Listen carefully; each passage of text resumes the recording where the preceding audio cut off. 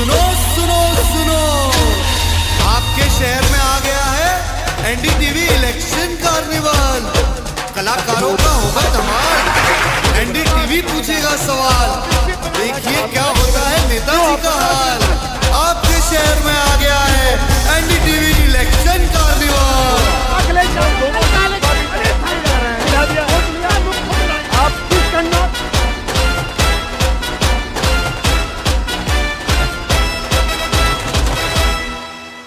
जोरदार तालियां बजाइए। अब हम अपने मंच पर एक एक करके राजनेताओं को बुलाएंगे जो डिबेट में हिस्सा ले रहे हैं। यहाँ पे ट्रायंगुलर कॉन्टेस्ट है, त्रिकोणीय मुकाबला है और तीनों पक्षों को हमने न्योता दिया है। तो सबसे पहले मैं बुलाना चाहूंगा देवेंद्र देव जी को, जो कि भारतीय जनता पार्टी के रिप्रेजेंटेटिव हैं और यहाँ से चुनाव लड़ रहे सुब्रत पाठक जी का बचाव करेंगे, पक्ष रखेंगे। स्वागत है आपका देवेंद्र जी, आइए। अब मैं बुलाना चाहूंगा अनिल पाल जी को। अनिल पाल जी समाजवादी पार्टी के नेता हैं।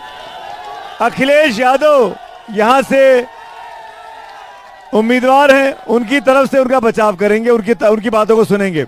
और अब मैं बुलाना चाहूंगा इमरान जफर साहब को, जो बीएसपी के प्रत्याशी हैं। बहुत बहुत स्वागत है इमरान साहब, आइए आपका भी मंच पर। तीसरी कुर्सी आपकी है। तीनों मेहमान मंच पर आ गए हैं।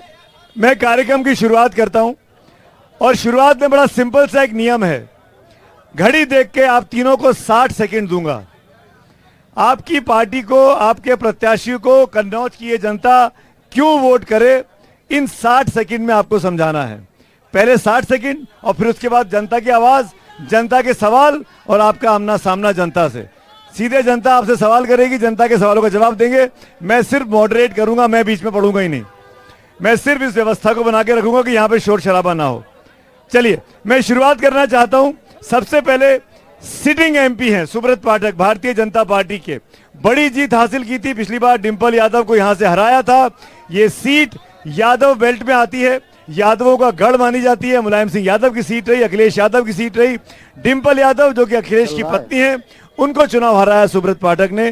देवेंद्र जी, मेरा सवाल आपसे है, अगले 5 साल भारतीय जनता पार्टी को या सुब्रत पाठक को कन्नौज की जनता को क्यों देने चाहिए? आपका टाइम स्टार्ट होता है अब की बार मोदी सरकार निश्चित रूप से उत्तर प्रदेश में अपराध मुक्त उत्तर प्रदेश बनाने के लिए पुनः सुब्रत जी को सांसद बनाना है। सबसे बड़ा काम विकास उत्तर प्रदेश में 2017 से लेकर अब तक 7 एक्सप्रेस वे बने हैं।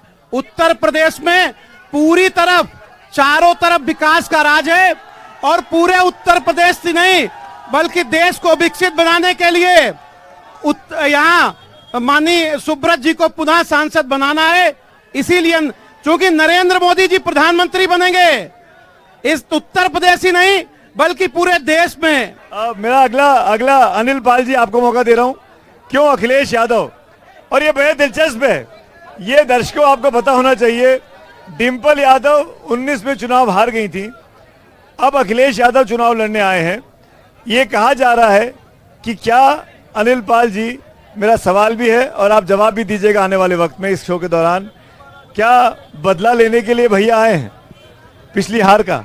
वो सवाल का जवाब आप जब चाहें तब दीजिएगा, लेकिन 60 सेकंड है आपके पास। क्यों अखिलेश यादव को चुनाव जीतना चाहिए, क्यों कन्नौज की जनता उनको वोट करे? कन्नौज में होने वाले काम और काम वाले भैया, हमारे भैया, तुम्हारे भैया, और महानगर जैसा कन्नौज को बनाने वाले भैया, मेडिकल कॉलेज बनाने वाले, इंजीनियरिंग कॉलेज बनाने वाले, मक्का प्लांट बनाने वाले, परफ्यूम पार्क बनाने वाले, मंडी बनाने वाले, किसान बाजार बनाने वाले, आप बता दें स्टेडियम बनाने वाले, सोलर प्लांट लगाने वाले, और इस कन्नौज को मेट्रो रेल के अलावा सारी सुविधाएं महानगरों वाली देने वाले आदरणीय भैया को चुनाव लड़ना है। क्योंकि भारत के संविधान की लड़ाई मेरे नेता को लड़नी है और भारत मेरे नेता ने पहली आवाज कन्नौज ने दी है। कन्नौज ने बोलना सिखाया है, कन्नौज ने मेरे नेता को चलना सिखाया है, कन्नौज ने मेरे नेता को सीएम बनाया है। शुक्रिया, आपके 60 सेकंड पूरे हुए। अब आ रही है इमरान भाई की। इमरान भाई, आप इस आमने सामने की लड़ाई में तीसरी शक्ति बनकर कूदे हैं और लोकतंत्र सबको अधिकार देता है चुनाव लड़ने का। आप उसका भरपूर फायदा उठा रहे हैं। इस दो हाथियों की लड़ाई में जो असली हाथी है वो कहां खो रहा है और क्यों आपको जिताना चाहिए? देखिए मेरे भाइयों, ये कन्नौज की जनता बैठी है, ये कन्नौज के मतदाता बैठे हैं। किसी पार्टी के जरूर होंगे लेकिन ये कन्नौज के मतदाता हैं।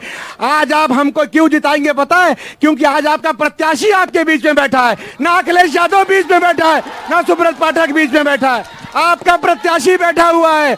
इसी से अंदाजा लगा लो आप लोग कि आप किसको चुनने जा रहे हो। ना अखिलेश यादव आपको मिलेंगे, ना सुब्रत पाठक मिलेंगे। मिलेगा कौन? जो आज मंच पे बैठा आपके साथ। और कन्नौज की जनता के बारे में बता दूं, कन्नौज के विकास के बारे में बता दूं, ये जिस विकास की बात करते हैं, जो सुब्रत पाठक की विकास की बात करते हैं, जो भाजपा के सांसद सुब्रत पाठक विकास की बात करते हैं, आप लोग मेरे साथ चलो। मैं ग्रामीणों में जा रहा हूं, मैं गांव में जा रहा हूं, मैं माँ बहनों से मिल रहा हूं। अगर हमारी माँ बहनें बीड़ी ना बनाए तो घर का रोटी ना चले। क्या बात करते हो आप लोग विकास की? कोई विकास नहीं है कन्नौज में। सड़कें जरूर बनी होंगी। 60 सेकंड हो गए बेरोजगारी दूर करने के लिए बसपा का प्लान कन्नौज की जनता के लिए। अब सुन लीजिए, 5 साल में क्या करेंगे, कैसे करेंगे? कन्नौज की जनता ने हमें जिताकर भेजेंगे, ये हमें पूरा यकीन है। पहली बात। दूसरी बात, कन्नौज के अंदर जो माँ बहनें बीड़ी बना रही हैं, हमारी बहनें डिप्लोमा करके बीड़ी बना रही हैं, पहले उनकी रोजगार का मैं सोचूंगा। जो कन्नौज के अंदर हमारे भाई बेरोजगार घूम रहे हैं, पढ़े लिखे, हाथों में डिप्लोमा डिग्रियां लिए, आज उनके पास रोजगार नहीं है, उनके लिए लड़ाई लड़ूंगा। हम कन्नौज की आवाम की लड़ाई लड़ूंगा, चबूतरे की लड़ाई लड़ूंगा, हैंडपंप की लड़ाई लड़ूंगा, बिजली की लड़ाई लड़ूंगा।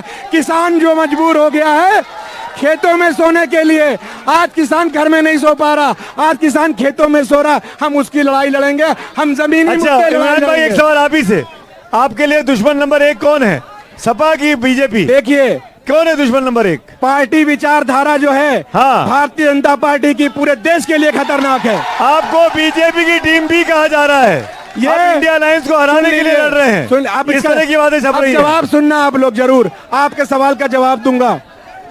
जब कोई मुसलमान अपने हक की आवाज उठाता है तो भाजपा का बी टीम कहलाता है। ये सोच बदलनी पड़ेगी आप लोगों को। हम आज समाजवादी पार्टी से पूछते हैं, आपसे मेरी कोई सपा का विचारधारा की लड़ाई है, आप लोगों ने हमारी लीडरशिप को खत्म कर दिया। आप क्यों नहीं नीला पट्टा पहन के आए जय भीम का? ऐसा है, जय भीम का वोट नहीं चाहिए ये देखो ऐसा है। अरे एक मिनट सुनो एक मिनट देखिए, जो लोग अभी दलित हितों की बात कर रहे हैं, बड़ा अच्छा नहीं लगता है। बहुत पुरानी बात नहीं है। आपको अच्छा गांव गली में बाबा साहब का दिया हुआ अपमान करने का काम कौन करता था? दलितों को मारने का काम कौन करता था? आपका दिया हुआ और किसने किया था? किसकी सरकारों में हुआ था? समाजवादी पार्टी की सरकार में सबसे ज्यादा दलितों को उत्पीड़ित करने का काम किया था। हाथरस किया था ना? उन्नाव कब हुआ? किया था ना? अंबेडकर जी के बोर्ड कुचलने का काम किसने किया था? सपा की सरकार ने।